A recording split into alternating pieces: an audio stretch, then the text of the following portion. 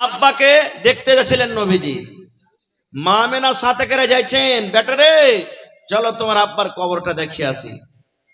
এখনই ভুলে গেলেন, হায় আল্লাহ, জীবনীটা শুধু শোনা নয়, জীবনীটা মনে রাখতে হবে ভাই, একটু মনে রাখতে হবে আপনাকে। ঠান্ডা হয়ে গেছে, গরম পানি থাকলে একটু মানবেন। এবারে নবীজি কে সাথে করে মা আমেনা চলে গেলেন নিজের স্বামীর কবর দেখতে। ওখানে কবর টবর যা দেখা হলো, দেখে আবার চলে গেলেন কোথায়? নবীজির নানার বাড়ি হলেন মদিনাতে। নবীজির নানার বাড়ি কোথায়? জোরে বলেন, কোথায় নবীজির নানার বাড়ি? মদিনা। মদিনা চলে গেলেন, ওখানে কিছুদিন থাকলেন। এবার নবীর সাথে কিন্তু আর কে আছেন? মা আমেনা। এবার একজন দাসী, যার নাম হলো বরকত, দাসীটার নাম হলো বরকত, আর ওকে উম্মে আইমান ডাকতো, মানে উম্মে আইমানের মা। উম্মে আইমান একটা এটা দাসী, যেটা নবীজি বাবার সম্পত্তি থেকে ভাগে পেয়েছিলেন। ওই দাসীর সাথে আছে, মা আমেনা আছেন, আর ছোট বাচ্চা সুবহানাল্লাহ কে আছেন কোলে, মোহাম্মদ 6 বছরকার বয়স। রাস্তাতে হাঁটতে হাঁটতে হাঁটতে, লম্বা রাস্তা, মা আমেনা বেমার পড়ে গেলেন। বেমার হয়ে গেল, অসুখ হয়ে গেল রাস্তাতে। এবার আল্লাহর দয়া কুদরত কি, রাস্তাতে তার মওত হয়ে গেল, রাস্তাতেই মরণ হয়ে গেল। আচ্ছা বলেন তো, দুনিয়াতে যখন আপনার পরে কোনো মুসিবত আসবে, বালা আসবে, কোন লোকের মওতের খবরটা যখন শুনবেন, তখন কি দোয়া পড়বেন? জোরে বলেন, ইন্না লিল্লাহি ওয়া ইন্না ইলাইহি রাজিউন, আল্লাহুম্মা আজুরনি ফি মুসিবাতি ওয়া আখলিফ লি খায়রাম মিনহা। এই পরকার দোয়াখানটা কিন্তু জানে না কেউ ভালো করে। ওয়া ইন্না লিল্লাহি ওয়া ইন্না ইলাইহি রাজিউন এখানটা জানে, এই পরকার খান থাকে না। এর মানে হলো, আল্লাহ যে মুসিবত তুমি আমাকে দিয়েছো, এর থেকে ভালো বদলা আমাকে দাও। যখন উম্মে সালমা রাদিয়াল্লাহু তাআলা আনহার স্বামী আবু সালমা যখন মারা গেলেন, তখন নবীজি তাকে দেখতে গেলেন। দেখতে যাওয়ার পর তখন উম্মে সালমাকে বলছেন, উম্মে সালমা তুমি দোয়া পড়ো, কি ইন্না লিল্লাহি ওয়া ইন্না ইলাইহি রাজিউন, আল্লাহুম্মা আজুরনি ফি মুসিবাতি ওয়া আখলিফ লি খায়রাম মিনহা। উম্মে সালমা তুমি এই দোয়াটা পড়ো। তখন উম্মে সালমা দোয়াটা পড়া পর তখন বলছেন, আল্লাহ দোয়াটা তো পড়লাম, যে তোমার মুসিবত আল্লাহ দিয়েছে, মানে তোমার স্বামী যে মারা গেছে, এর থেকে ভালো স্বামী, ভালো বদলা তুমি পাইবে, দোয়াটার মানে হলো। তো আল্লাহ, আবু সালমা যে আমার স্বামী ছিলেন, এর থেকে কি ভালো পুরুষ দুনিয়া তার পাবো না? খুবই হাকে মহব্বত করতো, খুবই আমাকে ভালোবাসা দিত, এত আদর করতো যে বলার শেষ নাই। মনে মনে বলছেন যে আল্লাহ দোয়া তো পড়লাম, কিন্তু আমার স্বামীর থেকে ভালো স্বামী আর পাবো না, এত ভালো স্বামী। এই মনে মনে পড়লেন দোয়াটা, আল্লাহর পরে ভরসা আছে করে। এবার যখন ইদ্যত কেটে গেল, 4 মাস 10 দিন যখন কেটে গেল, তখন নবীজি ডাইরেক্ট তাকে পায়গাম দিয়ে দিলেন বিবাহ। কে দিলেন পায়গাম? দয়ার নবী পায়গাম দিচ্ছেন উম্মে সালমাকে। তখন উম্মে সালমা বলছেন, সুবহানাল্লাহ, আল্লাহ কত বড় দয়াবান, যে আবু সালমা মারা গেছে আমার স্বামী, নবীজি আমাকে দোয়া পড়তে বলেছেন। আমি মনে মনে ভেবেছিলাম যে আমার স্বামীর থেকে কি দুনিয়াতে কেউ ভালো মানুষ আর হইতে পারে, কিন্তু এখন বুঝতে পারলাম আল্লাহ তুমি রব্বুল আলামিন, হাকামুল হাকিমিন, নবীর থেকে কি ভালো পুরুষ দুনিয়াতে হইতে পারে?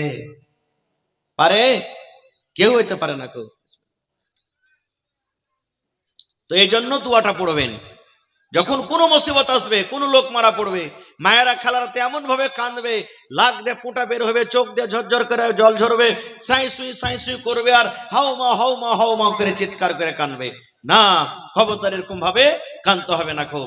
এইবারে ওখানে কাফন দাফন করার পর উম্মে আইমান ছোট বাচ্চা, মাসুম বাচ্চা নবীকে সাথে করে এবার চলে এলেন। আসার পর কাকে দিচ্ছেন? দাদুকে দিয়ে দিলেন। বাপ তো নেই, বাপ তো মারা গেছেন ছোট কালাতি, পেটে ছিল তখনই মারা গেছে। মাও 6 বছরকার বয়সে দুনিয়া থেকে চলে গেলেন, বাঁচলেন কে? দাদু। এবার নবীজি কে পেয়ে দাদু কত আদর, কত মহব্বত, কত ভালোবাসা দিতে লাগলেন। এমন ভালোবাসা সুবহানাল্লাহ, মক্কা নগরে, মক্কার জমিনে আব্দুল মুত্তালিব একটা নামী মানুষ, নাম করা মানুষ, বড় মানুষ, ইজ্জতদার মানুষ। একটা আব্দুল মুত্তালিবের বসার জন্য চাদর লাগা হতো। ওই চাদরে আব্দুল মুত্তালিব ছাড়া দুনিয়ার কোনো মানুষ বসত না। এত নামী মানুষ, এত সম্মানীয় মানুষ। আল্লাহুস সামাদ। এবার ওই চাদর যখন বিছা হতো, কোন লোকের ক্ষমতা ছিল না যে আব্দুল মুত্তালিবের চাদরে বসত। নবীজির বয়স ছোট্ট মানুষ, ছোট ছেলে। মাঝে মাঝে যখন নবীজি আসতেন দাদুর পাঞ্জরে, ওই চাদরে কিন্তু আমার দয়ার নবী বসে যাইতেন। চাদরও আমার দয়ার নবী কিন্তু বসে যেতেন ওই চাদরে। এবার নবীজির একজন চাচা, ও তখন ছোট মানুষ, তো ওকে চাদরটা থেকে উঠিয়ে এবার কিন্তু নামতে বসে যেতেন। মাঝে মাঝে চাদর থেকে উঠে বসে যেতেন। এই তুমি ছোট মানুষ, এত বড় মানুষের চাদরে তুমি বসো মানে? এবার আব্দুল মুত্তালিব বলতেন, বাবা ছেড়ে দাও, ছেড়ে দাও। কোন একটা যেমন তেমন মানুষ নয় রে, একটা একটা বড় মানুষ হবে আমাকে মনে হয়, বোঝা যায়। ছেড়ে দাও, ছেড়ে দাও, ছেড়ে দাও। এবারে চাদরে বসতেন। আল্লাহুস সামাদ। এই করে একদিন গেল, 2 দিন গেল, 3 দিন গেল, 4 দিন গেল, 5 দিন গেল। যেই দিন নবীজির বয়স 8 বছরকার, ওরে আল্লাহ, সেই দিন দাদু দুনিয়া থেকে চলে গেলেন। তাইলে যখন মায়ের পেটে 6 মাসের বাপ দুনিয়া থেকে চলে গেছেন, নবীজি আব্বাকে দেখতে পাইনি।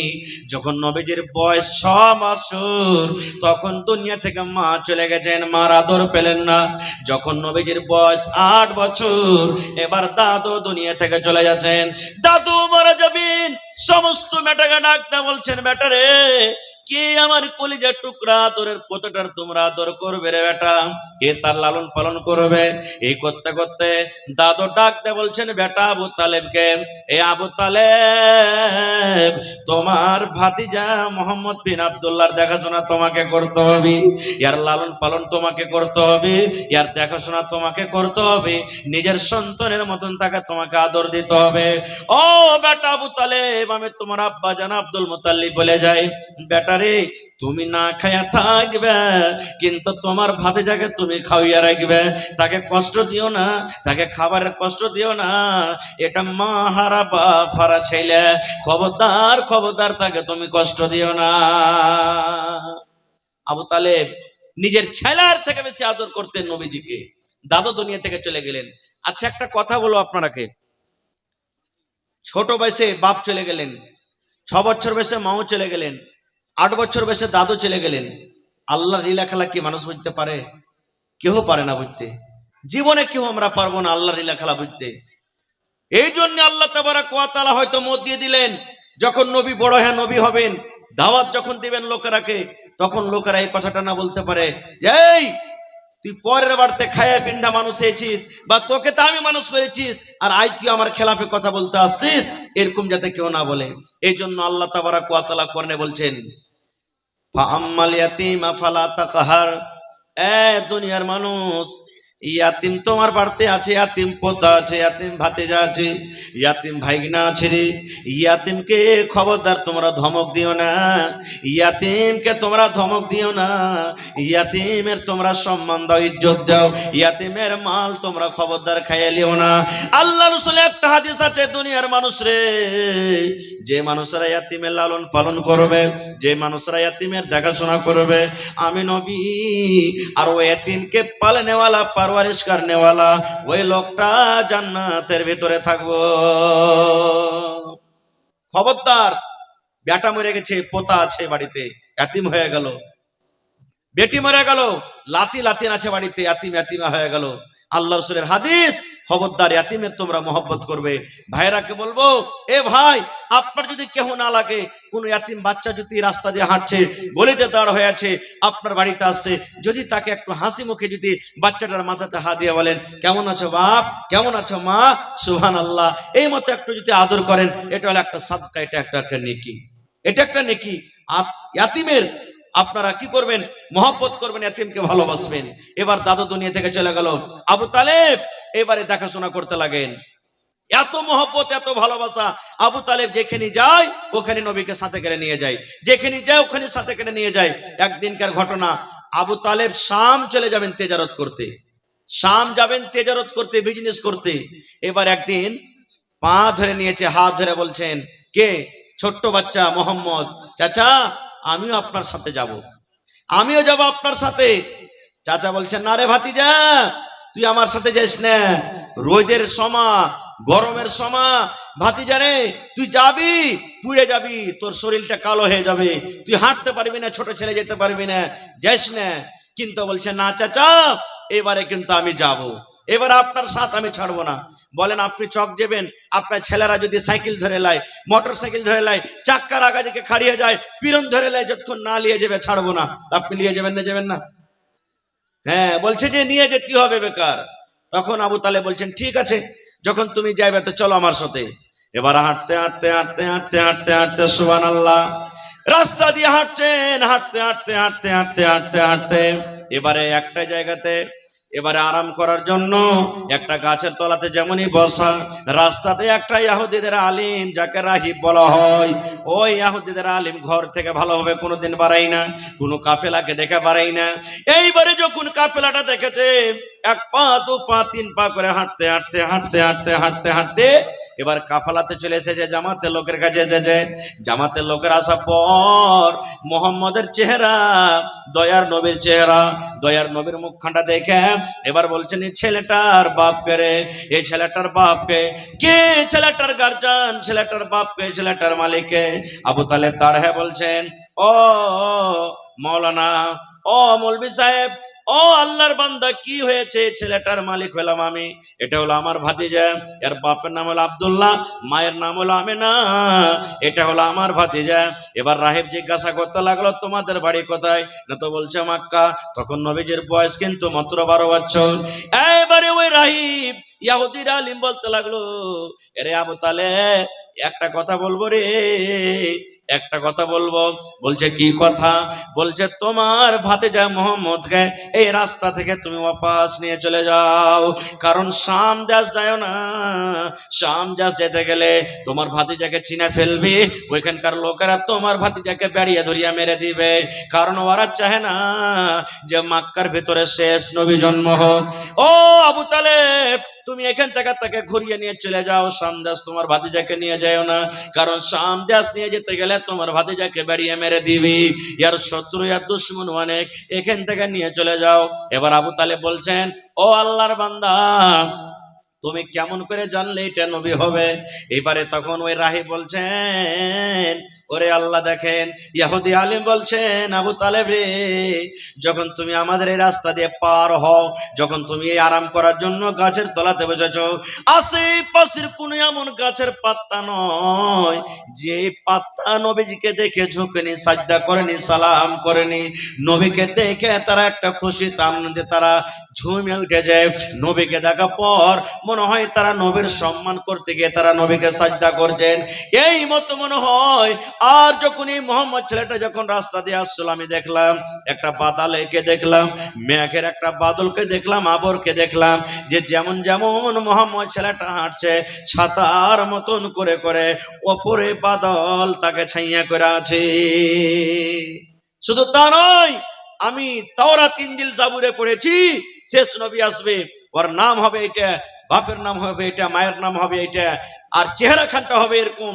এই জন্য আমি দেখছি যেমন পড়েছি তেমনই ছেলেটার মধ্যে গুণ পাচ্ছি, এখান থেকে তাড়াতাড়ি একে ঘুরিয়ে নিয়ে চলে যাও, এখান থেকে ঘুরিয়ে নিয়ে চলে যাও। বন্ধুরে আমার, একটা লোকের সাথে মালটাল যা ছিল রাস্তাতে বিক্রি করে আবু তালেব কি করলেন, মোহাম্মদ ছেলেকে ওখান থেকে ঘুরিয়ে দিলেন, বাড়ি এলেন। আস্তে আস্তে আস্তে বড় হলো। বলেন, আস্তে আস্তে মানুষ যখন বড় হয় তার মাথাতে লোড পড়ে না, পড়ে না? এবারে মোহাম্মদ বলছেন যে, আল্লাহ, এতদিন বাড়িতে চাচার খেলাম, এখন তো আমাকে কোনো কাজ কাম করতে হবে, কতদিন আমি এরকম ভাবে থাকবো? এবার নবীজি বকরি চড়াইতে শুরু করলেন। কাহারি বকরি চড়ায়, কাহারি উট চড়ায়, কাহারি ছাগল চড়ায়, কাহারি কিছু করে। এই করতে করতে করতে সুবহানাল্লাহ, নবীজির আমানত, নবীজির কাজ দেখে সব মক্কার ছোট বড় মানুষেরা খুশি হয়ে যায়। তার ব্যবহার, তার আখলাক, তার চাল চলন দেখে সব খুশি। একদিনকার ঘটনা, কাবা শরীফ ভেঙে গেছে, কাবা শরীফ নতুন ভাবে তৈরি করতে হবে। নবী কিন্তু নবী হননি, নবী হওয়ার আগে কাবা শরীফ ভেঙে গেছে, কাবা শরীফ নতুন করে করতে হবে। এবার কাবা শরীফে যার যেটা চান্দা দেওয়া দিচ্ছে, বলতে বলতে বলতে যখন হাজরা আসওয়াদ বসর, হাজরা আসওয়াদ একটা পাথর, পাথরকে চুমা দিতে হবে। যখন হাজি সাহেব যদি এখানে কেউ থাকেন দেখবেন একটা পাথর লাগা আছে, ওর নাম হলো হাজরে আসওয়াদ, কালো পাথর। আল্লাহ রাসূল বলেছেন ওই পাথরটা যখন আল্লাহ জান্নাত থেকে লেসা লাগালছিলেন তখন ধলো ছিল, দুধের মতন সাফেদ ধলো ছিল ওই পাথরটা। কিন্তু মানুষ চুমা খেয়ে খেয়ে মানুষের পাপের কারণে এখন পাথরটা কালো হয়ে গেছে। পাথরটার মান সম্মান খুবই আল্লাহ তাবারক ওয়া তাআলার নিকটে। হজ করতে যাবে তো তাকে চুমা দিতে হবে, কাবা শরীফে লাগা আছে। ওই পাথরটা যখন লাগার টাইম হয়েছে, সব খানদানের লোক এসে তখন ঝগড়া শুরু করে দিলে, বলছে এই পাথরটা আমি রাখবো, ও বলছে যে আমি রাখবো, ও বলছে আমি রাখবো, ও বলছে আমি রাখবো। মানে কি, যে রাখবে তার নাম হবে। এত দামি পাথর, যে রাখবে তার নাম হবে। কে রেখেছে? তো অমুক লোক রেখেছে। ঝগড়া শুরু। ঝগড়া কিন্তু শেষ হয়নি। একদিন গেল, 2 দিন গেল, 3 দিন গেল, 4 দিন গেল, মোটামুটি 7 দিন কেটে গেল, কিন্তু পাথর কে লাগাবে একটা ক্লিয়ার হয় না।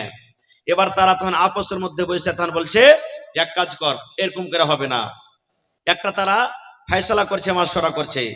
রে মক্কার লোকেরা, তোমরা শুনে নাও, আপসের মধ্যে তোমরা ঝগড়া করিও না, লড়াই করিও না। এই দুয়ার দিয়ে সর্বপ্রথম মসজিদে হারামের যে দুয়ার আছে, গেট আছে, এই গেট দিয়ে সর্বপ্রথম যে দাখিল হবে, সর্বপ্রথম যে গেটটাতে ঢুকবে, ওই লোকটা যা ফয়সালা করবে আমরা মেনে নেব। ওরে আল্লাহ, আল্লাহর লীলা খেলা, আল্লাহর কারিশমা দেখেন। ওই দরজা দিয়ে, গেট দিয়ে সর্বপ্রথম দাখিল হলেন কে? আমাদের শেষ নবী মুহাম্মদ সাল্লাল্লাহু আলাইহি সাল্লাম। শেষ নবী দাখিল হয়ে গেলেন। সবাই তখন বলছেন, এই দেখো আমিন চলে এসেছে রে, সাদিক চলে এসেছে রে। আমিন, নবীকে আমিন বলে ডাকতেন, আমানতদার, কোনোদিন নবী খেয়ানত করতেন না। সাদিক, নবীজি সত্য কথা বলতেন, কোনোদিন মিথ্যা কথা বলতেন না। এবার নবীজি এলেন, আসা পর্তন বলছেন, তোমরা কি করছো? বলছে আমরা 7 দিন থেকে ঝগড়া করছে, আমাদের পাথরটা কে লাগাবে বলে। ও বলছে আমি লাগাবো, ও বলছে আমি লাগাবো। আমরা বলেছি এই দরজা দিয়ে যে প্রথমে আসবে সেই পাথর লাগাবে। তুমি হলে মোহাম্মদ, তুমি যেটা ফয়সালা করবে আমরা মানবো, তুমি যা ফয়সালা করবে করো। নবীজি মুচকি মেরে হাসে, তখন বলছে ও আমার ফয়সালা তোমরা মানবে না তো? বলছে একটা চাদর নিয়ে এসো। একটা বড় ধরনের চাদর নিয়ে আসা হলো। চাদরটাকে বিছিয়ে দেওয়া হলো, চাদর সুন্দর করে বিছিয়ে দেওয়া হলো। দয়ার রাসূল পাথরটাকে সুন্দর করে হাতে উঠিয়ে চাদরের উপরে রেখে দিলেন। রেখে দেওয়ার পর প্রত্যেক যত খানদানের লোক ছিল, একটা একটা লোককে ডাকলেন। যত খানদান লড়াই ঝগড়া করছিল, প্রত্যেক খানদান থেকে একটা একটা করে ডাকলেন। এই অমুক খানদান তুমি এসো, এই অমুক বংশ তুমি এসো, এই অমুক খানদান তুমি এসো, এই অমুক খানদান তুমি এসো, এই অমুক বংশের লোক তুমি এসো। একটা একটা করে ডাকা পর গোটা চারদিকে এবার নবী বললেন যে তোমরা চাদর ধরো। সব গোটা চারদিকে গোল হয়ে চাদরটাকে উঠাইতে বললেন। চাদর যখন উঠে গেল, সুবহানাল্লাহ, এবার দয়ার নবী ওই পাথরটা নিয়ে তখন যে জায়গাতে রাখার সেই জায়গাতে রেখে দিলেন। ফয়সালাটা ভালো হলো না মন্দ হলো? সবাই খুশ। এর দিমাগ কত রে! আমরা একটা একটা করে ঝগড়া করছিলাম, আর চাদরে পাথরটাকে রেখে সবাইকে ধরিয়ে দিলে, সব খানদান শান্তি। এত বড় মুসিবতকে সুবহানাল্লাহ এরকম বয়সে মিটিয়ে দিলেন। কাবা বনছে, কাবা বনছে। নবীজি ইট ডুইছেন, নবী হয়নি কিন্তু মাথাতে পাথর ডুইছেন। গরিব মানুষ, কিছু নেই। একদিন আব্বাস রাদিয়াল্লাহু তাআলা আনহু মনে হয় নবীজির চাচা, নামটা মনে হেঁটে আছে নাকি, তখন ওর কষ্ট দেখে বলছে, ভাতিজা রে, এ খ্যাপা, খালি মাথাতে তুই পাথর ঢুকছিস, তোর মাথাতে লাগবে না? লুঙ্গি খানটা খুলে মাথাতে বেঁধেলে। বুখারী শরীফের হাদিস। বলছেন লুঙ্গি খানটা খুলে মাথাতে বেঁধেলে, মানে তখন উলঙ্গ হয়ে যেটা কোনো আর মনে হইতো না, শরম মনে হইতো না। মানুষেরা কাবা শরীফের তওয়াফ করতো, যে ঘরটা বনছে কাবা শরীফ, উলঙ্গ হয়ে তওয়াফ করতো। বেটা ছেলে গেলা দিনের বেলাতে হজ করতো, ল্যাংটা হ্যাঁ, আর মেয়েলোক নারীরা রাতের বেলাতে তওয়াফ করতো। কেন জানেন? কেন ল্যাংটা হইতেন জানেন? সবাই লয় যাকে কাপড় জড়তো না তারা। কেন উলঙ্গ হয়ে ল্যাংটা হইতেন? এই জন্য তারাও ওই যুগে মক্কার লোকেরা কাবা শরীফের মান সম্মান দিত, আর বলতো আল্লাহ এই টাকা চুরি করে করেছি, কি আল্লাহ জেনা করে করেছি, কি কত গুনাহ করে কাপড়টা আমি পিন্ধে এসেছি, এরকম নাপাক হারাম টাকা কাপড় নিয়ে আমি এই কাবা শরীফের তওয়াফ করবো, তো আল্লাহকে আমার হজ কবুল করবে? তখনও তারা এটা মানত। রাতের বেলাতে নারীরা উলঙ্গ হয়ে যাকে কাপড় জড়তো না তারা তওয়াফ করতো। তো উলঙ্গ থাকাটা এরা শরম মনে করতো না। তো নবীজির চাচা বলছেন, ভাতিজা তোমার মাথাতে লাগছে বাবারে, পাগড়ি করে লাও, লুঙ্গিটা খুলে। লুঙ্গি খুলে পাগড়ি করি না আমরা? বলছে পাগড়ি করে লাও। ওরে আল্লাহ, বুখারী শরীফের হাদিস, যেমনই নবীজি লুঙ্গি খুলে পাগড়ি বেঁধে মাথাতে ইট বা পাথর দিয়েছে, বেহুশ নবী উল্টে পড়ে গেলেন, বেহুশ হয়ে গেলেন। আল্লাহ রসুল বলছেন আমি বেহুশ হয়ে গেলাম। এবার দয়ার নবী জীবনে কোনদিন আর উলঙ্গ হয়নি, কোনদিন নবীজি আর জীবনে উলঙ্গ হয়নি। নবীজির ইজ্জত সম্মান কিন্তু আর কেউ দেখতে পায়নি, জীবনে প্রথমবার। আর একটা হাদিস এসেছে যে মুসা নবীর কওমেরা ঘাটে, আপনার কি ঘাট আছে না পাঞ্জরে, ঘাটে গোসল করতেন। মুসা নবী একলে আলাদা হ্যাঁ দূরে গোসল করতেন। তখন সব রাগাইত মুসা নবীকে যে রে ইয়ার ওই অন্ডকোষ যে আছে, অন্ডকোষ বুঝেন তো, অন্ডকোষ বুঝেন? হ্যাঁ, আমাদের ভাষাতে আমরা এক শিরাও বলি মনে হয় নাকি। ওই যে আঁঠিটা আছে, আঁঠিটা ইয়ার বড় হয়ে আছে রে, ই দেখাবে না কাহাকি, তার লেগে শরমের কারণে এই আলাগ করে গোসল করছে, হাদিসের কথা। না হলে মুসাকে না আমার টিমে গোসল করে না, ওদিকে আলাগ করে গোসল করছে। ছাক্কা ইয়ার মানে কি যে অন্ডকোষ বড় হয়ে আছে, এই দেখাবে না, তার লেগে এর মধ্যে আইব আছে। বলেন তো দুনিয়াতে নবীকে আল্লাহ যত দিয়েছেন, আইবদার না বিনাই বলা? বিনাই বলা। কোন নবীকে আল্লাহ আইব করে পাঠাননি। একদিন গেল, দুই দিন গেল, থাকে থাকে থাকে। একদিন তখন মুসা নবী কি করলেন, বলছেন যে থাম রে, তোরাকে দেখাচ্ছি আমি যে আমি অলঙ্গ করে গোসল করতে পারছি কি পারি না। কাপড় ধরি খুইলে একটা পাথরের উপরে সমস্ত কাপড়কে রেখে দিয়েছে দূরে, কিন্তু যেখানে গোসল করে সব দিন একে ওখানে সব কাপড়, সব দিন কাপড় বিন্যা গোসল করে, কিন্তু কথার জ্বালাতে সেদিন সবটি কাপড়কে খুইলে পাথর উপরে থিয়ে দিয়েছেন, আর পাথরের উপরে থিয়ে গোসল করতে শুরু করেছেন। এদিকে আল্লাহর কারিশমা দেখেন, আল্লাহ রাব্বুল আলামিন কথাটাকে ক্লিয়ার করবেন, ঝলকে দিবেন। এই জন্য আল্লাহ পাথরকে বলছেন পাথরে কাপড় নিয়ে তুই পালিয়ে যা। কাকে বলছেন? আল্লাহ পাথরকে বলছে এই পাথর কাপড় নিয়ে পালিয়ে যা। কোথায় পালাবি রে কাপড়? এ পাথর মুসা নবীর কাপড় নিয়ে তুই পালিয়ে যা। কোন দিকে পালাবি? যেদিকে তার গ্রামের লোক গোসল করছে ওদিকে তুই কাপড় নিয়ে পালা। এবার কাপড় আল্লাহ রাব্বুল আলামিনের আদেশে পাথর এবার মুসা নবীর কাপড় নিয়ে পালাইতে শুরু করেছে। কোন গল্প নয়, হাদিসের কথা। পালাইতে আছে, কোন ভাবে মুসা নবীর নজর পড়ে গেছে যে পাথরে আমার কাপড়টা নিয়ে পালিয়ে যায়, কাপড় নিয়ে পালিয়ে যায়। এবার মুসা নবী পিছনে পিছনে দৌড়াচ্ছেন, পাথর আগতে আগতে দৌড়ায়, আগতে আগতে যায়। এবার মুসা নবী পিছন থেকে কাপড়কে বলছে ইয়া হাজার সাওবি, ইয়া হাজার সাওবি, এই পাথর আমার কাপড় দে, আমার কাপড় দে, আমার কাপড় দে। পাথর রে কোথায় নিয়ে যাচ্ছিস আমার কাপড়? ইয়া হাজার সাওবি, এ পাথর আমার কাপড় দে, আমার কাপড় দে। যেমন যেমন মুসা নবী বলেন, পাথর কিন্তু রুকে না, পালিয়ে চলে যায়, পালিয়ে চলে যায়। দৌড়াতে দৌড়াতে দৌড়াতে দৌড়াতে দৌড়াতে দৌড়াতে সুবহানাল্লাহ। এবার পাথর ওই জায়গাতে দাঁড়িয়ে গেল যে জায়গাতে লোকজন আছে। আচ্ছা বলেন তো, যদি জোর জোর করে মুসলমান বলেন এই পাথর আমার কাপড় দে, তো আর আওয়াজটা যে শুনতে পাবে তার দিকে দেখবে না? দেখবে না? দেখবে না? দেখবে না? এবার যখন পাঞ্জরে চলে গেছে তখন গ্রামের লোকেরা কইছে হবে যেটা মনে করছেন ওইটা তো লয়, ভালোই আছে সব। কি বলছে? যেটা মনে করছেন ওইটা তো লয়, ভালোই আছে সব, ঠিকঠাক আছে, খামোখা আমরা শখ সুন্দর করছিল। এবার রসুল বলছেন মুসা নবী রাগ করে পাথরটাকে এমন জোর করে মারলেন, সুবহানাল্লাহ, তার মায়ের দাগ এখন পর্যন্ত আছে। রসুল বলছেন কেন আল্লাহ এরকম করলেন কারিশমা জানেন? এই যে তারপরে আইব লাগা হয়েছে যে এই যে আমাদের দলে, আমাদের টিমে, আমাদের জায়গাতে গোসল করে না, ইয়ার মধ্যে খুঁত আছে, আইব আছে, ইয়ার অন্ডকোষ মনে হয় বড় হয়ে আছে বা নেই, যার কারণে হয়তো আমাদের সাথে গোসল করে না। আল্লাহ তাবারাক ওয়া তাআলা এই জিনিসটাকে দূর করার জন্য আল্লাহ তাবারাক ওয়া তাআলা এরকম কারিশমা করে দিলেন। আল্লাহর লীলা কে বুঝতে পারবে ভাই? কেউ বুঝতে পারবে না। খুব তো খায়ের এইভাবে করতে করতে করতে নবীজি নিজে নিজে বিজনেস করতে লাগলেন, ব্যাপারী করতে লাগলেন।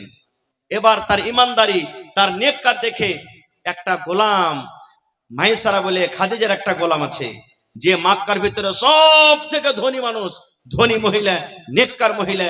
তার আগে কয়েকটা স্বামী আরো ছিল, কেউ মারা গেছে, কেউ তালাক দিয়েছে, কিন্তু মক্কার ভিতরে সব থেকে ধনী মেয়ে লোক হলো কে? মা খাদিজা রাদিয়াল্লাহু তাআলা আনহা। এবার ওর গোলাম যে তখন বলছে যে খাদিজা একটা কথা বলবো। বলছে কি? কইছে ওই আব্দুল মুতাল্লিবের যে একটা পোতা আছে, ওর নাম আব্দুল মোহাম্মদ, বাপের নাম আব্দুল্লাহ, ছেলেটা কিন্তু খুবই ভালো, নেককার, তোমার মালগালা যদি ওকে দাও তো কিনা বেচা করে তোমাকে দিবে। বলছে তাই না? তো হ্যাঁ। বলছে ডাকো তো। এবার চলে গেলেন। ওই যুগে কেউ কাহারির মাল নিয়ে যেত, কথা থাকতো, দেখো আমার মাল নিয়ে দিচ্ছ, এতটি ফায়দা খেলে তোমাকে এতটি দিব, আমাকে এতটি দিব। কিন্তু নবীর সাথে দেখেন কিভাবে ফয়সালা করছেন। মা খাদিজা বলছেন, মোহাম্মদ তুমি আমার মাল নিয়ে যাও, যা লাভ হবে 50-50, অর্ধেক তুমি রাখবে, অর্ধেক তুমি আমাকে দিও। যাও, এ আমার উঠ লাও, মাল লাও, টাকা লাও, তুমি চলে যাও, যা লাভ হবে 50-50, অর্ধেক তুমি নিবে, অর্ধেক আমাকে দিবে। এবার মা খাদিজা মাইসারা গোলাম, খাদিজার যেটা গোলাম, গোলামকে বলছে, এ মাইসারা, তুই খবরদার মোহাম্মদের সাথ ছাড়বি না রে, পিছন ছাড়বি না, যে জায়গাতে যেখানে যাবে সাথে সাথে যাবে। 1 দিন 2 দিন 5 দিন 10 দিন মাস 15 দিনকার সাফার তুই গেলি রে মাইসারা, তার ব্যাপারে জানা বোঝা পর যা যা দেখবি তুই আমাকে এসে বলবি। মাইসারা যা যা যা, তুই মোহাম্মদের সাথে যা। চলে গেলেন নবীজি মাল নিয়ে। আল্লাহ সামাদ, আল্লাহর দয়া, মাল তো বিক্রি হয়ে গেল ভাই। আর এত ফায়দা হইলো যে জীবনে এরকম ফায়দা লাভ কোনোদিন কিন্তু হয়নি, এত ফায়দা হলো। এবার এক এক করে বাড়িতে এসে সব হিসাব কিন্তু শুনিয়ে দিলেন। মা খাদিজা হিসাব শোনা পর দিল বাগ বাগ হয়ে গেল, দিল খুশিতে একবারে জমতে লাগলো। আল্লাহ, এতদিন থেকে আমার নৌকার চাকর এত মাল নিয়ে গেছি, এত ফায়দা হয়নি, জীবনে এরকম ভাবে হিসাব দেয়নি। আরে মোহাম্মদ ছেলেটা কত ভালো রে, পাই পাই করে হিসাব দিয়ে দিয়েছে।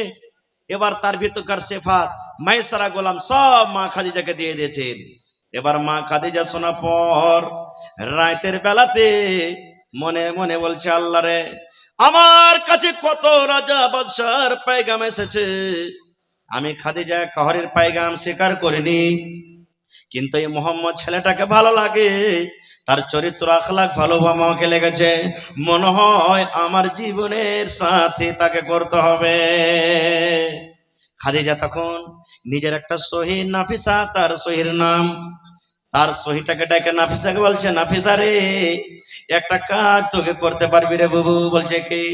বলছে নাফিসা রে, এই মোহাম্মদ বলে ছেলেটা যা আছে আমাকে খুব ভালো লেগেছে রে নাফিসা, তার মনে হয় আমি তাকে বিয়ে করব, তার মেজাজটা কত ভালো, তার ব্যবহারটা কত ভালো, দেখতে কত সুন্দর।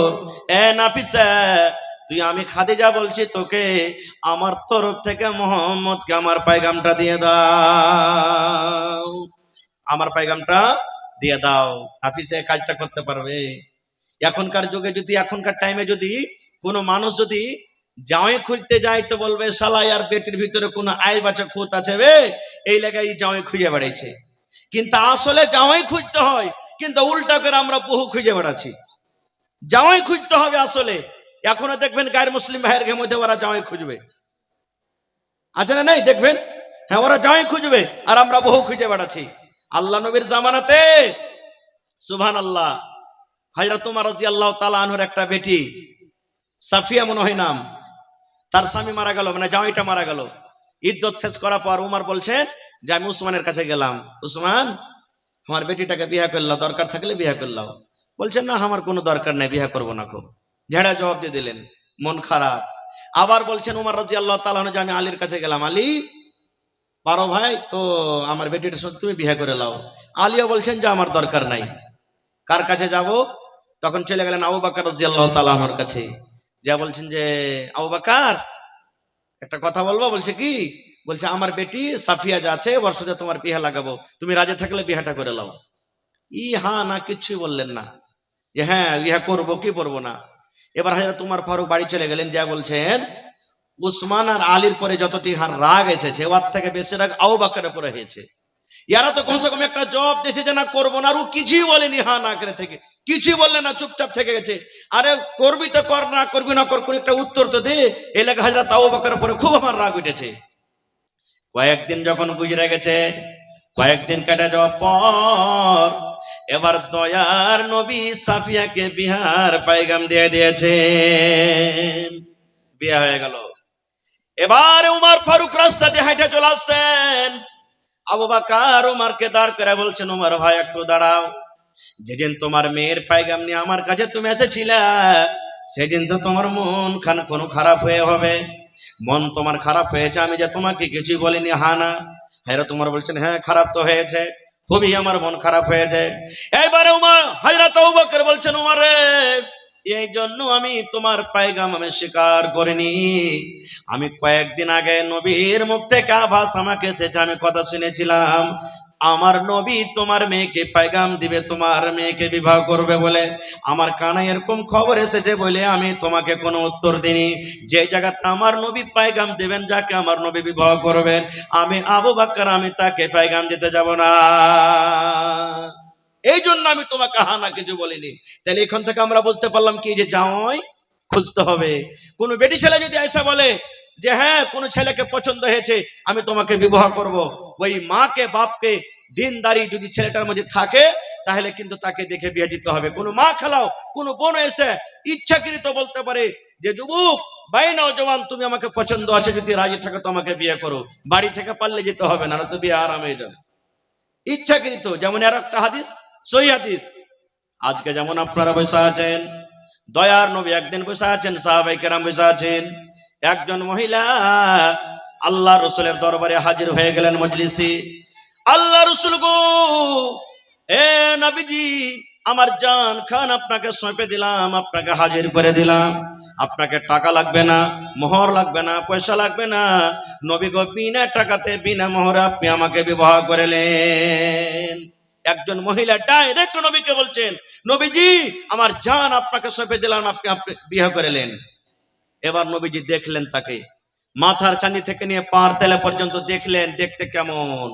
এখানে আরো একটা কথা বলে দি, যে বিবাহ করবে সে শুধু দেখবে, ওয়াপার লোক দেখতে পাবে না। কিন্তু এখানে আমাদের সমাজে উল্টা কাজ করছি আমরা, যে বিয়ে করবে সে বাড়তে থাকবে, আর যারা করবে না ওরাই আমরা দেখতে যাব। এরকম হয় কি হয় না? এখানে শরীয়তের উল্টা কাজ করছি। নবীজি দেখলেন যে দেখতে কেমন, দেখা পর এই দেখেন মাথা নিচে করে নিলেন, হ্যাঁ না কোনো কথা দিলেন না নবীজি, তুমি পছন্দ আছো কিনা, বিয়ে করব কি করব না, কোনো উত্তর দিলেন না। এবার মহিলাটা মনে মনে বলছেন, আল্লাহ নবীকে আমার জান খান সঁপে দিলাম, যে হুজুর আপনি আমাকে বিবাহ করলেন, নবীজি আমাকে কোনো উত্তর দিলেন না। এবার ফাজাল আসাদ এক সাইডে মেয়েটা বসে গেলেন, নবীজি হ্যাঁ না যতক্ষণ আমাকে বলবেন এখান থেকে আমি যাব না। কিছু সময় যখন কেটে গেল, ফাকামা রাজুলুম মিন আসহাবিহি, সাহাবীদের মধ্যে একজন সাহাবী দাঁড়িয়ে গেলেন, ইয়া রাসূলুল্লাহ, নবী গো, সে মেয়ে ছেলেটা আপনাকে নিজের জান খান সঁপে দিয়েছে, বিবাহ করে দিয়েছে, আপনি তাকে বিবাহ করেন। আল্লাহ রাসূল গো, যদি আপনার দরকার না থাকে, আপনার বিবাহের প্রয়োজন না থাকে, ফাযাওইজনিহা, তার সাথে আপনি আমার বিবাহ লাগিয়ে দেন, আমার দরকার রয়েছে, আমি তাকে বিবাহ করব। হুজুর আমার দরকার রয়েছে, আমি তাকে বিবাহ করব, তার সাথে আপনি আমার বিবাহটা লাগিয়ে দেন। এবারে রাসূল বলছেন, হাল ইনদাকা মিন শাই, বাবারে তুমি তাকে বিবাহ করবে, মোহর দেওয়ার মতন কিছু আছে?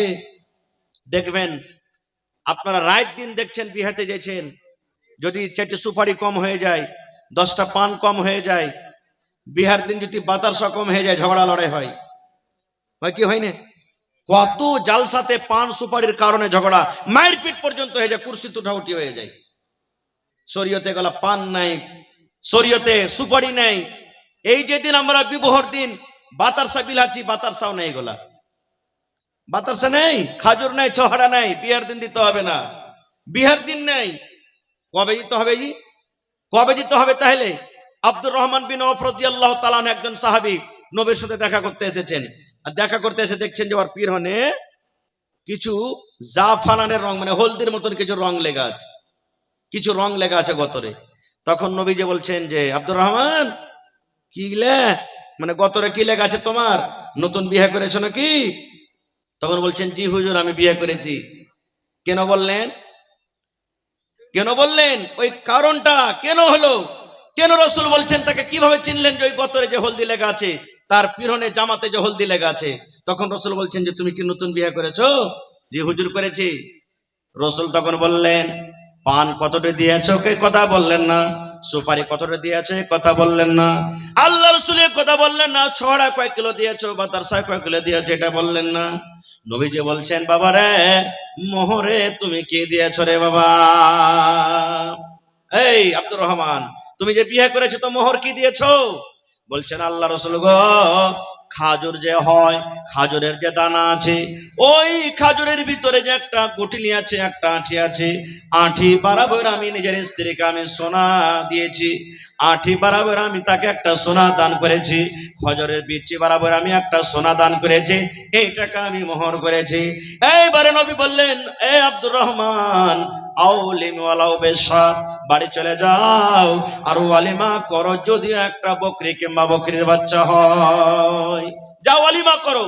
আউলিম তুমি ওয়ালিমা করো ওয়ালাউ বিশাত, যদি একটা বকরির বাচ্চা হয় তাও ওইটাকে ওয়ালিমা করো। বোঝা গেল কি?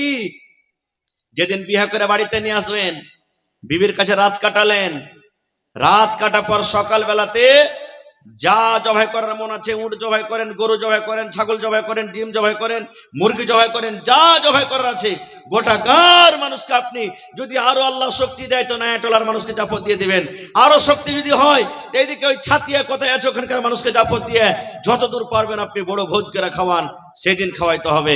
কিন্তু এই জায়গাতে আমরা উল্টা করছি, যে ব্যাটার বাপের বাড়িতে 15 ঘন্টা 20 ঘন্টা গাড়িতে করে সওয়ার হয়ে ওখানে আমরা নিয়ে চলে যাচ্ছি, আর ওখানে যাওয়ার পর আমরা chop chop chop chop chop করে মনের মতন আমরা খেয়ে আসছি, যেটা শরীয়ত বিরোধী কাজ, শরীয়ত বিরোধী কাজ, যেটা আমরা জুলুম অত্যাচার করছি। ভাই আমার, তো এই জায়গাতে আমরা বুঝতে পারলাম কি, আরো একটা কথা বলে দিই, তাহলে আপনারা বলবেন হাজি মাওলানা তাহলে হলদি মাখা জায়েজ আছে? আব্দুর রহমান বিন আওফের যে পিরনে গতরে হলদি লেগেছিল, তাহলে হলদি মাখা জায়েজ আছে? মুহাদ্দিসিনে কেরাম বলছেন আব্দুর রহমান বিন আওফ হলদি মাখেনি, তার স্ত্রী মেখেছিল হলদি। স্ত্রীর সাথে যে মিলামিশা করেছে, স্ত্রীর গায়ে গা লেগেছে, যার কারণে ওর গায়ের কিছু হলদি তার জামা কাপড়ে লেগেছিল, আসলে আব্দুর রহমান হলদি মাখেনি। তো এই জায়গাতে মুহাদ্দিসিনে কেরাম বলছেন মায়েরা খালারা যদি হলদি মাখতে চাহে তো মুখখানে লাগাবে, হাতে লাগাবে, পায়ে লাগাবে, পুরুষ হলদি লাগাবে না কো, যদিও লাগাবে তো মুখখানটাতে শুদ্ধ লাগাবে। কিন্তু ওরে আল্লাহ, এখন তো মা খালারা বলবে যেগুলা ভাবি টাইপের মানুষ, আরে লিসি লাগা নেংটি সাইটে জুট জাত করে হাইনটা করে বলছি রে মোরা, যাতে তোর সব জায়গাতে হলদি লাগাইতে পারি রে মোরা, কোন জায়গাতে আইল কি আর যাতে চরুস হ্যাঁ থাকে, উঁচা ঢিপা ঢিপি না হ্যাঁ থাকে রে মোরা, সব জায়গাতে হলদি মাখাবে। কে মাখাবে হলদি? ভাবি হলদি মাখাবে, চাস্তো ভাবি হলদি মাখাবে, আর কে হলদি মাখাবে? গ্রামের হলদকেরা হলদি মাখাবে, আর কে হলদি মাখাবে? এই ধরনের যেগুলো শরীয়তে বিবাহ করা যার সাথে আল্লাহ হালাল করেছেন, জায়েজ করেছেন, এই মতো লোকেরা হলদি মাখাবে। ওই মাকে বলবো, খালাকে বলবো, ওই ভাইকে বলবো ভাই রে খবরদার জীবনে ভাবির হাতের হলদি মাখিয়েন না। হলদি যদি আপনার মাখার ইচ্ছা হয়, হলদি কে মাখাবে?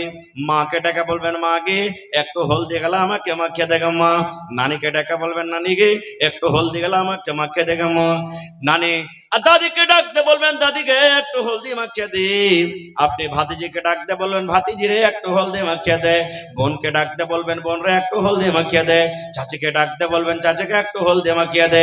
যার সাথে বিবাহ শরীয়ত হারাম করেছে তাকে আপনি ডাকতে বলবেন, তাকে ডাক দেওয়ার পর আপনাকে সে তারা হলদি লাগাবে। আর শরীয়তে যাদের সাথে বিবাহ করা হালাল ওদের সাথে আপনি বসতে পাবেন না, ওদের হাতের আপনি হলদি লাগাইতে পাবেন না। এখন আমরা উল্টা পাল্টা কাজ করছি, সুবহানাল্লাহ। এ আমার ভাইয়েরা, তো আজকে মুসলমান আমরা এই যে পান বাতাসা চহড়া নিয়ে ঝগড়া করছি, যেগুলা শরীয়তে কিছু নাই।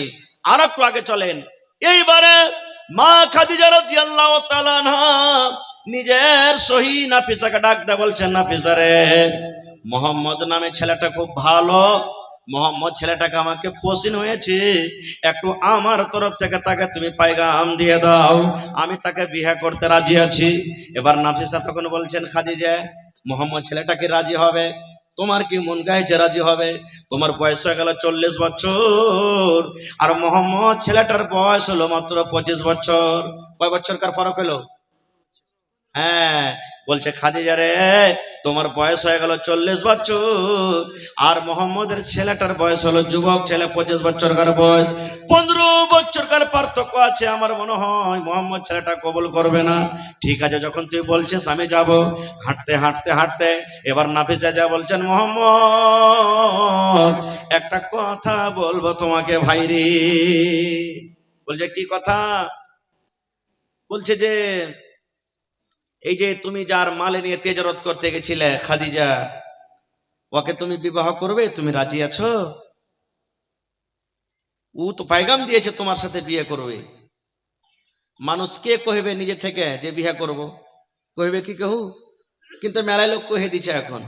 যদি বড় হয়ে গেছে, দেখছে আমার সাথে গেলার বিয়ে হয়ে গেছে, ওর বিয়ে যদি না দেন, বিয়ে বহু যদি না ধরেন, তো কাম করে বন্ধ করে দিবে, যাইবে না কামে। তখন বুঝতে হবে বাপকে যে হ্যাঁ কেনে বেটা কাজে যায় না, ওকে বুঝতে হবে তখন। তো খার যা হোক, এবার তখন বলছেন যে আমি কি বলবো, আমার চাচাকে একটু জিজ্ঞাসা করলে ভালো হয়। চাচার নাম কি? হ্যাঁ, বলছেন চাচাকে জিজ্ঞাসা করো, কারণ তো ওই মালিক। তাকে যা বললেন, বলছে ঠিক আছে আমার ভাতিজার সাথে আমি কথা বলছি। এবার আবু তালেব ভাতিজাকে বলছেন, ভাতিজা এই সুযোগ মনে হয় আর বারবার পাওয়া যাবে না ভাতিজা, ধনী লোক আছে, মালের দরকার আছে তোমার। আর আবু তালেবও চাচ্ছিলেন যদি এরকম একটা ভালো নেককার দিনদার পরেজগার মেয়ের সাথে আমার বিয়ে লাগিয়ে যেতে পারি ভাতিজার, তাহলে আমারও জিম্মেদারি দায়িত্বটা শেষ হয়ে যাবে, আমার ছেলেটা কত সুখে শান্তিতে খাবে। বলছে ভাতিজা তুমি রাজি হয়ে যাও। ঠিক আছে, বাস 2-4 জন যে বিয়ে হয়ে গেল। বিয়ে হয়ে গেল। আর একটা কথা বলে দি, ইসলামের যারা দুশ্মন, মুসলমানের যারা দুশ্মন, তারা বলছে তোমাদের নবীকে দেখো কত আইয়াসি গো, 7 বছরকার বয়সের মেয়েকে একটা বিবাহ করেছে। নবীজি যখন বিবাহ করেন মা আয়েশা রাদিয়াল্লাহু তাআলা আনহাকে, ওর বয়স 7 বছরকার, আর ঘর বছর হয়েছিল 9 বছর বয়সে, তখন কত কথা বলেছিলেন। কিন্তু ওই ইসলামের দুশ্মন ওই ভাইরাকে বলবো, যারা ইসলাম বুঝে না, দিন বুঝে না, যে দেখেন নবীজি তো প্রথম বিয়ে করছেন, প্রথম মানুষ কে চাহে যে আমি একটা কুঁয়ারি মেয়ে ছেলেকে বিয়ে না করে, আইভি মেয়ে ছেলেকে বিয়ে না করে, যে একটা বুড়ি ধরনের মেয়ে, 40 বছর মোটামুটি বুড়ি হয়ে যে মেয়ে লোক, এই ধরনের মেয়ে ছেলেকে বিয়ে করব। কিন্তু নবীজি করলেন কেন? ওই টাইম ওই সময়তে যার স্বামী মারা যেত তাকে ভালোভাবে লোকেরা বিয়ে করতো না, তার মান সম্মান কতটুকু বাড়িয়ে দিলেন। এই জন্য কুঁয়ারি বেটি ছেলেকে বিয়ে করেন মানান, এটা সুন্নাত তারিকা। কিন্তু যারকে স্বামী মারা গেছে তারাকে যদি বিয়ে করেন তাও নাকি পাবেন। যেমন একটা হাদিস আছে, আল্লাহ রাসূল সাল্লাল্লাহু আলাইহি ওয়াসাল্লাম একদিন সফর থেকে চলে আসছেন, জাবের রাদিয়াল্লাহু তাআলা আনহু একজন সাহাবী, উনি নবীর সাথে আছেন। এবার নবীজি একটুখানি দূরে আছেন গ্রাম থেকে, জাবের রাদিয়াল্লাহু তাআলা রাসূলকে বলছেন, হুজুর আপনারা পিছনে এসেন, আমাকে ইজাজত দেন, আমি বাড়িতে যাই। তখন রাসূল বলছেন, জাবের নতুন বিয়ে করেছো নাকি যে বাড়ি যাওয়ার জন্য ছটফট করছো? তখন জাবের রাদিয়াল্লাহু তাআলা বললেন, জি হুজুর আমি বিয়ে করেছি। এবার নবীজি বললেন, জাবের কোন ধরনের মেয়েকে তুমি বিয়ে করেছো? সাইয়াবাকে বিয়ে করেছো না বাকেরাকে বিয়ে করেছো? সাইয়াবা বলা হয় যার স্বামী একবার প্রথম ছিল, স্বামী মারা গেছে, কিংবা স্বামী তাকে তালাক দিয়েছে, ওকে সাইয়াবা বলা হয়। যে পুরুষের একবার মজা খেয়েছে তাকে সাইয়াবা বলা হয়। আর বাকেরা ওই মেয়ে ছেলেকে বলা হয় যে যার প্রথম বিয়ে হয়। রাসূল বলছেন, জাবের রে তুমি সাইয়াবাকে বিয়ে করেছো না বাকেরাকে বিয়ে করেছো? মানে বিবাহিত নারীকে বিয়ে করেছো না অবিবাহিত নারীকে বিয়ে করেছো? এবার জাবের বলতে লাগলেন, ইয়া রাসূলুল্লাহ, আল্লাহ নবী গো, আমি একটা সাইয়াবা বিয়াদারি মেয়ে ছেলেকে বিয়ে করেছি। এবার নবীজি বললেন, জাবের রে কেন তুমি একটা কুমারী মেয়ে ছেলেকে বিয়ে করনি? তুলাইবহা ওয়া তুলাইবকা, তুমি তার সাথে খেলতে গো তোমার সাথে খেলতো। কেন রে জাবের তুমি একটা বিবাহিত নারীকে বিয়ে করেছো, তুমি একটা কুমারী নারীকে কেন বিয়ে করনি? জাবর কথাটা শোনা ওরে আল্লাহ, জাবেরের মন খান ছোট বড় হইতে লাগলো, চোখ দুটা সরবার করতে লাগলো। দয়ার রাসূল বললেন, জাবের রে কেন তুমি আমার কথাটা শুনে মনে ব্যথা পেয়েছো? কি ব্যাপারটা, তোমার মনটা কেন খারাপ? আমার কথাটা কেন তুমি শুনে মনটা খারাপ করলে? আমি তো এরকম কোনো কথা বলিনি যে তোমার মন খারাপ হয়ে যাবে। আমি শুধু এটাই বললাম, জাবের রে কেন তুমি একটা কুমারী মেয়ে ছেলেকে বিয়ে করনি, এই কথাটা তুমি আমাকে বললাম। এবার জাবের তখন বলছেন, ইয়া রাসূলুল্লাহ, আল্লাহ নবী গো, এই জন্য আমি কাঁদছে গো রাসূল, এই জন্য আমার মনটা ছোট হয়েছে। আপনি বললেন কেন একটা কুঁয়ারি মেয়ে ছেলেকে বিয়ে করেনি? আল্লাহ রাসূল গো, আমার ইচ্ছা ছিল, আমিও জানতাম একটা কুঁয়ারি মেয়ে ছেলেকে বিয়ে করব, কিন্তু এই জন্য আমি একটা সাইয়েবা মেয়ে ছেলেকে বিয়ে করেছি। আল্লাহ রাসূল গো, গাজওয়ায়ে উহুদে, উহুদের যুদ্ধে, উহুদের ময়দানে আমার বাপ শহীদ হয়ে গেছেন, আমার বাপ দুনিয়া থেকে চলে গেছেন। এবার আমার বহিনেরা বাড়িতে ছোট ছোট আছে, একটা রয়েতে 7টা আছে, একটা রয়েতে 9টা আছে, 7টা কিংবা 9 জন আমার ছোট ছোট বোন আছে। আল্লাহ নবী গো, ওই আমার বোনেরা এত ছোট হয়ে আছে, নিজে গোসল করতে পারবে না, নিজে কাপড় পিনতে পারবে না, নিজে নিজে সিধা করতে পারবে না, নিজে নিজে তেল গায়ে লাগাইতে পারবে না, নিজের ভালো মন্দ নিজে বুঝতে পারবে না। এজন্য আমার বোনদের জন্য একটা বড় ধরনের মেয়ের দরকার, একটা বড় ধরনের নারীর দরকার, যে আমাদের বোনের দেখাশোনা করবে, আমার বোনেরাকে গোসল করাবে, আমার বোনেরাকে তেল কাজল দিয়ে দিবে, আমার বোনেদের পরওয়ারিশ করবে। এই জন্য নবী গো, আমি একটা বড় ধরনের মেয়েকে আমি বিয়ে করেছি, এই জন্য আমি বিয়ে করেছি। খারিজা হোক, এবার বিয়ে হয়ে গেল, 1 দিন গেল, 2 দিন গেল, 3 দিন গেল, 4 দিন গেল, এই করতে করতে করতে সুবহানাল্লাহ, নবীজির বয়স যখন 40 বছর হয়ে গেল, রে আল্লাহ, 40 বছর নবীর বয়স। একদিন নবীজি মা খাদিজাকে ডাক দেয়, বলছেন, খাদিজা রে, এখন আমি আর গ্রামে থাকবো না, আমি এখন আর বাড়িতে থাকবো না, এখন আমি আর গ্রামে থাকবো না। স্বামী গো, কোথায় যাবেন? বলছে, বিবি রে, মক্কা থেকে দূরে ওই দেখো একটা পাহাড় দেখতে পাও, ওই পাহাড় দেখছো তুমি, ওই হেরা পাহাড়, ওই হেরা পাহাড়ে একটা গর্ত আছে, একটা খাল আছে, ওই খালের ভেতরে আমি থাকবো, ওখানে রাত কাটাবো, ওখানে দিন কাটাবো, ওখানে আল্লাহর ইবাদত করব, ওখানে আল্লাহর বান্দেগি করব, ওখানে আমি আল্লাহর গুণগান করব। এই গ্রামে থাকবো না, গ্রামের লোকেরা মূর্তির পূজা করে, গ্রামের লোকেরা পাথরের পূজা করে, গ্রামের লোকেরা মদ পান করে, গ্রামের লোকেরা জুয়া খেলে, গ্রামের লোকেরা জেনা ব্যভিচার করে, গ্রামের লোকেরা ঠগাঠকি করে, দুনিয়ার যাবতীয় গুনাহ গ্রামের লোকেরা করে। এরকম জায়গাতে আমার মতো লোক থাকতে পারবে না রে খাদিজা। এই জন্য আমি বাড়ি ঘর ছেড়ে ছেড়ে আমি চলে যাব ওই গারে হেরাতে। 2 দিন 5 দিন 10 দিনকার মতন ছাতু নিয়ে, 2 দিন 5 দিনকার মতন ছাতু নিয়ে, খাবার নিয়ে, নবীজি খাজুর নিয়ে ওই গারে হেরা পাহাড়ে চলে যেতেন, গর্ততে চলে যেতেন। ভাই আমার, বাস শেষ কথা, বাস আর 2-4 মিনিট বলবো, 1-1:30 বেজে যাবে, ইনশাল্লাহ ছেড়ে দেবো, বাস 5-10 মিনিট আমি বলবো, কথা লম্বা হয়ে যায়। এবার চলে যান, মা খাদিজা রাদিয়াল্লাহু তাআলা আনহা মাঝে মাঝে তার কাছে খানা নিয়ে যেতেন। আর একটা কথা বলে দিই, এখানে আরো একটা কথা বলে দিই, নবীজি যখন দুনিয়া থেকে আমার ছিলেন, মা খাদিজা রাদিয়াল্লাহু তাআলা আনহা দুনিয়া থেকে যখন চলে গেলেন, মা খাদিজার বেঁচে থাকা কালে নবীজি দ্বিতীয় বিয়ে করেননি। মা খাদিজা যতদিন দুনিয়াতে বেঁচে ছিলেন, নবীজি দ্বিতীয় স্ত্রী বাড়িতে আনেননি, এত নবীজি ভালোবাসতেন।